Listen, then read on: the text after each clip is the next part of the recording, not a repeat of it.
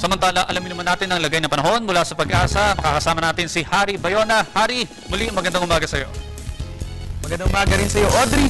Good news nga ang bumungad sa atin ngayong unang Lunes ng Setyembre dahil maganda ang panahong ating mararanasan. Sa ngayon, tanging ang mahinang hanging habagat na lamang po ang umiiral sa bansa at ito'y partikular nakaapekto. Diyan po yan sa may extreme northern Luzon. Ayon kay Professor Alvin Pura, ang sanhi ng paghina nito ay ang bagyo. Diyan po yan sa may bansang Japan, kung kaya't nahahatak po niya, ito pong hanging habagat palayo ng ating bansa. At dahil nga mahina ng habagat, asahan na magandang panahon sa buong bansa, maliban na lamang po, diyan po yan sa Batanes, Calayan, Pabuyan Group of Islands, ganoon din sa Cagayan Valley, Cordillera at sa Ilocos, at sa Zambales at Bataan, na makararanas po ng maulap at maulang panahon. At dahil nga ngayon ay pumasok tayo sa buwan ng Setyembre, mahalagang malaman ang mga changes na mangyayari sa ating weather.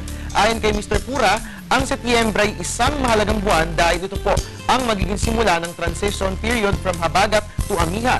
Also, this month, iihipong muli. Ito pong tinatawag nating easterlies o yan po yung mga hangin na galing sa silangan. So, medyo asahan po natin ang mga bagyang pag-init ng ating panahon.